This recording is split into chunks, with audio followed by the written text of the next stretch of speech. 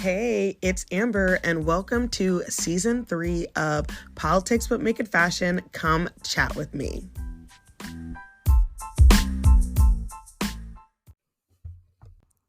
Hey guys, happy Sunday.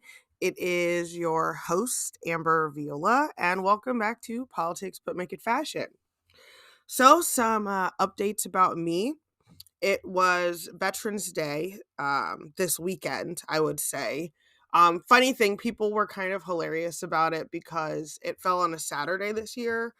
So there are people who are kind of like, oh, do you realize it's not Friday? But Friday was when a lot of businesses were closed or businesses were celebrating Veterans Day.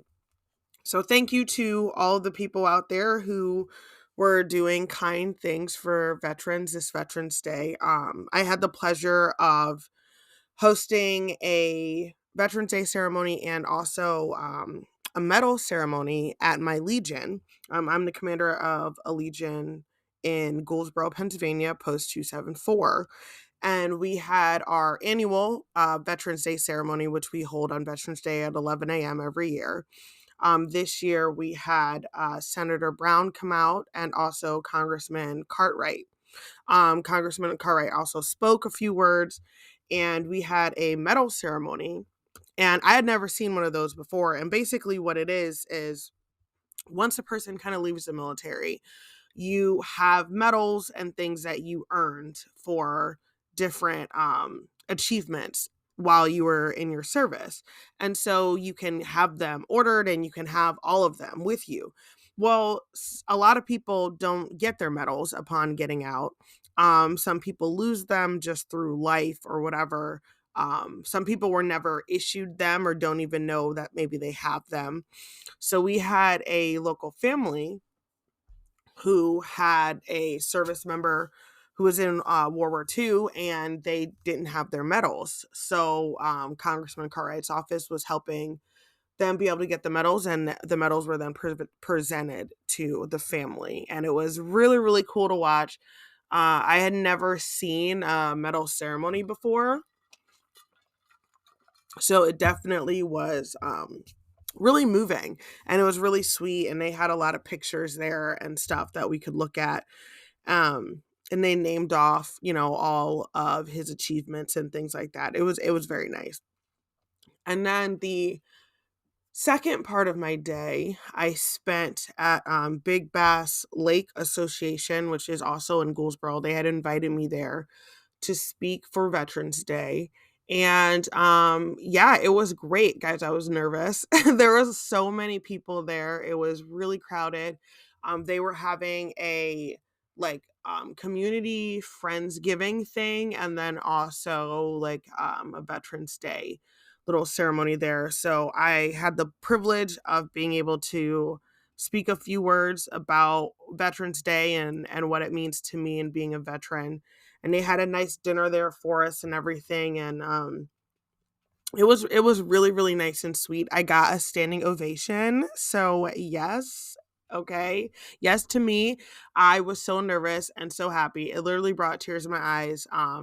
People were so kind. And I just, for me, this Veterans Day, I really wanted to kind of highlight the plight that a lot of us go through and are going through currently right now, because it's hard out here. And there's a lot of vets that need help and aren't receiving the help they need just due to a lot of different factors. And part of those factors are the VA hospital. So there's that. So one of the things that I wanted to kind of chat about this week is shrinkage. So I'm sure that some of you probably have seen the videos online about these massive groups of young people who are going into stores and stealing a whole bunch of clothes and merchandise and just running out. Like 20 people running into a Coach store, stealing all of this stuff and then running out, and it's crazy. And so I've been seeing those stories and different things, and there's been differing political opinions about what to do about it and stuff. But I was like, is this like something that's going on everywhere? And is this really like a real issue, or kind of, what's going on? So basically, I'll explain to you what shrinkage is. So, shrinkage is described as a loss of inventory due to circumstances such as shoplifting, vendor fraud, employee theft, and administrative error. The difference between the recorded inventory and the actual inventory is measured by shrinkage. So the stores have been reporting a lot of shrinkage and a very high level of shrinkage in the recent months due to this inventory. The thing is that a lot of these stores, you have to be insured, and part of being insured is to cover these things, because these things are covered by insurance. There's these big organized retail thefts that are going on, which are causing a very big uptick in the shrinkage. In October, former President Donald Trump said he would support shooting shoplifters, an indication that he sees, because he feels like this is creating more political unrest. To talk to some of the retailers, explain it, they said that the organized retail theft is where all this merchandise is being stolen and it's being resold online. Because that kind of was one of my questions, was like, I wanted to know what people were doing with the stuff. Like, are you guys just going into like Target or Coach and stealing a whole bunch of stuff, regardless of like what size it is, if you like it or not, and you're just keeping it, or like what's happening? So apparently people are selling it online, and it is forcing some stores to close their locations and also like lock up merchandise. So if you've been in some stores in certain areas and you see certain things that are locked up or stored like behind the counter, that's because those things are often the most stolen things in those areas, and they can vary and they can change. So, I've been to places where like the baby formula is locked up and like stored behind the counter because it's stolen a lot. I remember going into a store and never seeing that before and being so confused. And I asked them like why it was like that. And they were like, oh, because people steal it. And then it made me really sad, because I was like, damn, if you're stealing baby formula, like, you really got to be down and out. It didn't make me hate anybody who stole it or anything. It just genuinely made me feel heartbroken for any mother or person who has to like steal baby formula, because that's just really, really terrible. But anyway, so the issue comes down to, is what's happening in these individual cities, is it actually happening to the nation as a whole? Like, is there a difference between the national average and what's happening in these specific cities? So, the broad category of larceny, which is what kind of this retail theft falls underneath, is actually lower than it has been before the pandemic. But even due to that, some stores are closing, like Target is closing its locations, and there's a lot of other stores that are closing as well. And so the question that people are asking is, do these stores really need to be closing? And is this actually the real reason behind the store closures? Or is it another reason? When a lot of these stores close, it just makes things so much more inaccessible for people who live in these areas. And I'm not necessarily talking about like Coach stores, or I'm not talking about Target and things, but in some places where, you have a CVS or you have a Target, and those are considered not just a store, but also grocery stores where people go. And once these places close, for some people, it's very easy for them to still have access to groceries online or getting them delivered to their houses. But if stores are closing, then people aren't going to have access to it. So the question is raised, are businesses using this kind of as an excuse?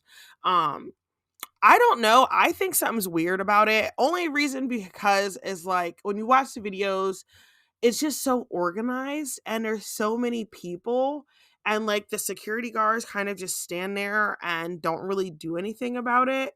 So it just, I don't know, to me, like, the vibes are weird when I'm watching it. It just, maybe that's just my brain, but I just think, like, I wonder if there's something else that is going on about that. Um so there have been this crazy story that's taken place in, like, the LA Sheriff's Department. So you guys know that I really care about mental health, and I'm always advocating for that. And there is a story about four current and former LA Sheriff's Department employees that have died by suicide within a 24-hour span. So this is according to the LA Times, and they were saying that one of the sheriffs came out and, was giving a press conference, and he was saying that if anybody is feeling down, if anybody is not doing well, Sheriff Robert Luna was urging all of his deputies to please, like, reach out to each other, check on the well-being of your colleagues, because they were stunned to learn the deaths of their coworkers throughout the department. And it was four people, and some of them were active duty working currently, and some of them were retired. So it was just kind of like a very bizarre, overwhelming situation for a lot of people. There's no indication that the deaths were related or that foul play was involved, but department sources who spoke on a condition of anonymity because of the ongoing investigation said that the third and the fourth deaths were discovered as word of the earlier deaths were spreading through the agency. So they were learning about deaths 3 and 4 while everybody was still in the process of learning about the first and the second deaths. And this began on a Monday, and all of these deaths occurred over a 24-hour span. It's really, really sad. The investigation is still ongoing, and they said that they really don't know the reason why. Suicides underscored a longstanding problem for law enforcement officers across Los Angeles and all over the United States. A lot of studies have shown that that officers have died by suicide more than were killed in the line of duty. Officers have a way higher risk of suicide than the general population due to stress and the work environment. Also, combined with their easy access to firearms, and like veterans, because due to the fact that a lot of police officers are veterans, tend to commit suicide with firearms which are accurate. The risk is particularly acute among members of smaller departments. I didn't know that. I kind of thought that it would be the opposite, but I'm assuming that it's just the pressure. Maybe when you're in a smaller department, it's not spread out. It's really just kind of focused on people. The smaller departments tend to have fewer resources available for the officers who are struggling with suicidal thoughts. Um, there is a website called Blue HELP, and that tracks officer suicides. 81 officers have taken their lives this year across the country, and in 2022, there were 172. So that is crazy, and they are still doing an investigation with that. And one of the things that I highlighted on for this Veterans Day, and one of the things that I talked about in my speeches, was about having veterans reach out to me and tell me what they would need instead of a thank you for your service.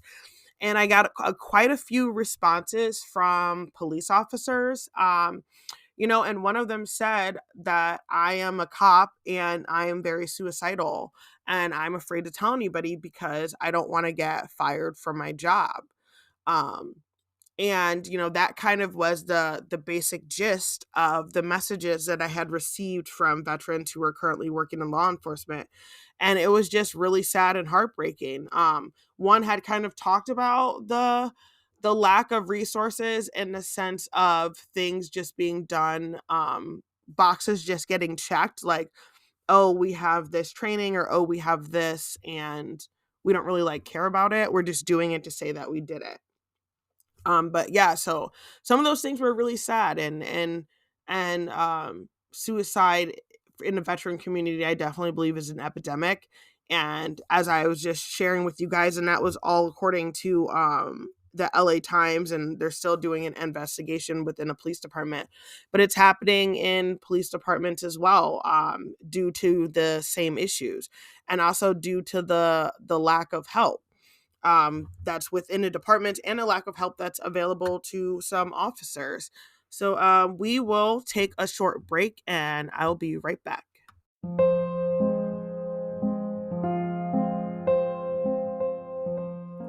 72 Hours of Hell, My Time in the VA is out now on Amazon. This short story is about my time being in the Veterans Affairs Hospital on a voluntary 72-hour hold. This journey through involuntary hold was marked by humiliation, broken promises, and a profound sense of vulnerability. My path towards seeking help was extremely challenging. Despite the setbacks faced, I hope my journey will lead other veterans and anyone else facing mental health issues to the care and support they might desperately require.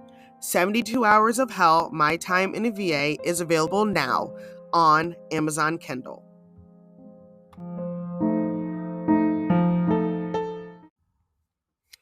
And we are back.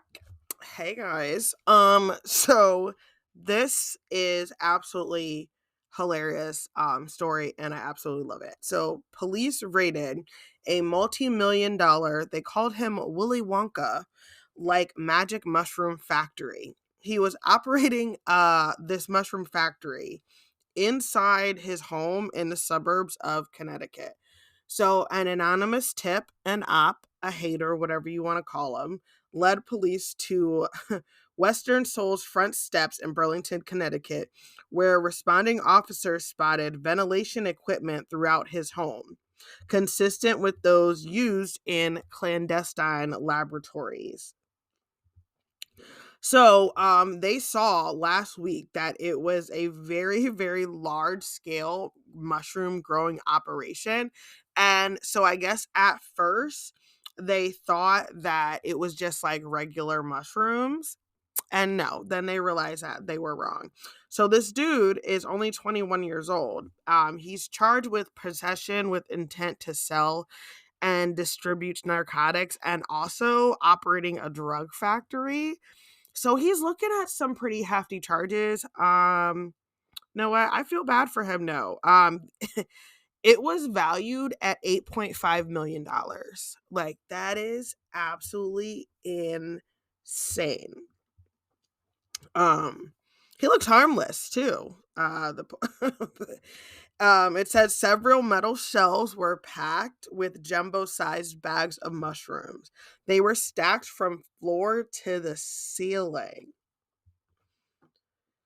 His bond is like $250,000. But he had an insane amount of mushrooms. I mean, what do you guys think though? Like, I don't think that these things should be illegal. I think once you legalize drugs, then if people do have an issue with them, if people do have addiction, and you stop criminalizing addiction, then people are able to go actually seek help. And it's proven in other countries that legalizing drug use doesn't promote drug use. Having like needle sites, as people like to call them, doesn't mean that everybody's going to go out and just start using the meth. It means that the people that are already using it and already doing it now can go and get help without being arrested and criminalized for that. So that is a really good thing. And this the psilocybins, with the mushrooms, they're starting to be shown that it's helping treat PTSD with microdosing, and it's helping to treat a lot of mental illnesses with microdosing and things like that. So we'll see what happens with this kid. I mean, hopefully I don't know. I those charges are looking really, really hefty though for him. So I don't know. I guess we'll kind of see what happens. So that was that was an interesting news thing. So free Weston. Yeah. In the Congo, so as we know what's happening in Gaza isn't happening kind of in a vacuum cleaner. Also similar things are happening in the Congo right now as well. Um, the Congo is currently going through a silent holocaust. Millions of people are being killed so that the Western world, us, can continue to benefit from its natural resources. The Congo has the world's largest reserve of cobalt. So cobalt is a critical mineral needed for electronic devices, aerospace, machinery, and innovation of new technology. Multinational mining companies are created to source cobalt. These companies are enslaving men, women, and children. Western companies like ours, America, the UK, France, and things have been providing financial and military aid to Ugandans and Rwandans to invade regions filled with cobalt reserves. So basically, what is happening is in the Congo, they have mines where they're mining coltan. Coltan is actually the mineral that they then use to create cobalt batteries. So the batteries are used in our smartphones, they're used in our electronic cards, the Teslas, and different things like that. So pretty much almost everything we're using now relies on cobalt. So it's supposed to be mined in like a really professional, like technical kind of way with machinery and with people wearing like suits and all that kind of stuff. Y'all know that's not happening.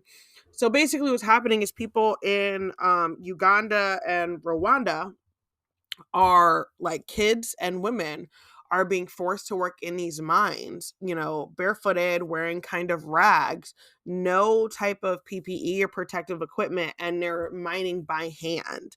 And the type of mining that they're doing isn't the type of mining that you're supposed to be doing when you're mining like cobalt, because it's really dangerous and like can cause a lot of health issues and stuff, and you're not supposed to be like breathing it in and everything.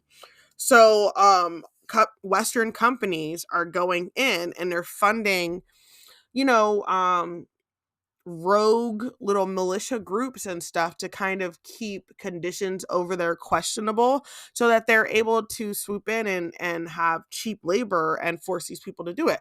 Because if they had a government in place that was like not corrupt and was doing the work of the people and have the people's best interests at heart, then these governments wouldn't allow these Western companies to come in and do this. But these companies are bribing these little militia groups in order to, keep doing what they're keep militiaing. And that's what they're doing. And so it's allowing these companies to come in and be really unregulated. And so these people that are mining there are just being treated like crap isn't even the word, terrible, and people are dying at a very high rate, and the turnover rate of people dying, and they're just going out and getting like new people to come in.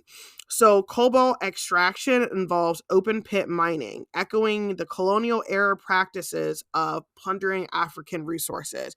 So it takes you back kind of to the blood diamond thoughts and the blood diamond mining that happened years ago.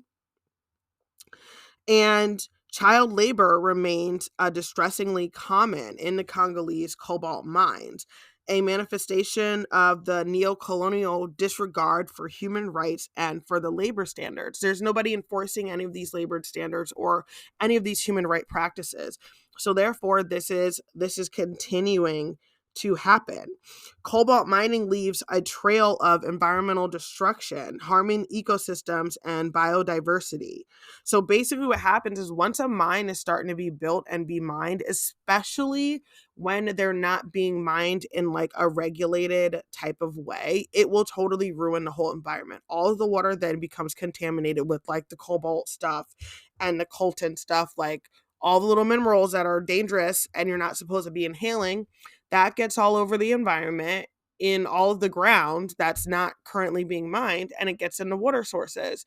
So then you have a whole ecosystem in that whole area is now kind of screwed. So even the people who weren't mining are still feeling the effects. And once the mine is stripped bare, like some of the past diamond mines, once they're done and stripped bare, now the land is no longer good. So what else do they have, the land for? And these companies then move on to the next town in the next country that has these resources in it. So it's so reminiscent of colonial era environmental exploitation that's happened in Africa and happened in the Congo for so long, and it has kept the Congolese people in ruins and their country in ruins.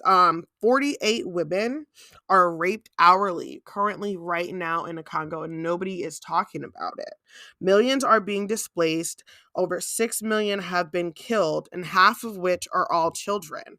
So as we're paying attention to what is happening in Gaza and, free Palestine right now, and, we want the killing of all people, of the Israeli people, of the Palestinian people, of the Congolese people to stop, and for these genocides of Palestinians and of Congolese people to end, and for people to be able to have rights over themselves and rights over their own land, and that these other governments aren't able to come in, these Western governments, Israeli governments come into other people's land and dictate what they're doing and strip all their resources away and then leave people, stranded and leave people with nothing.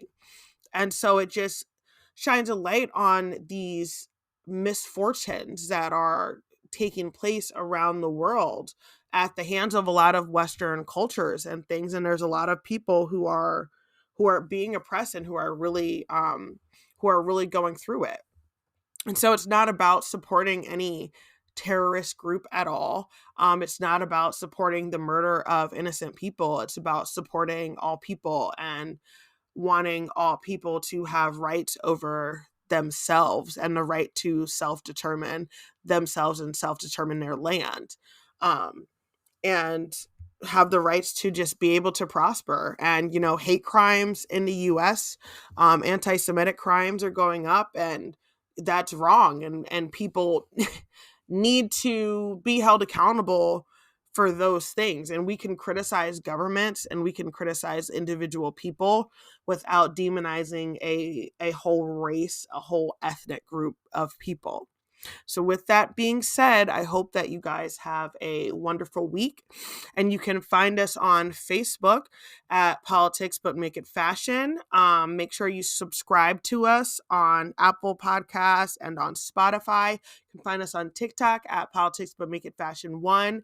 We are on YouTube at Politics But Make It Fashion, and we are on Instagram at Politics But Make It Fashion 1. And we will chat soon.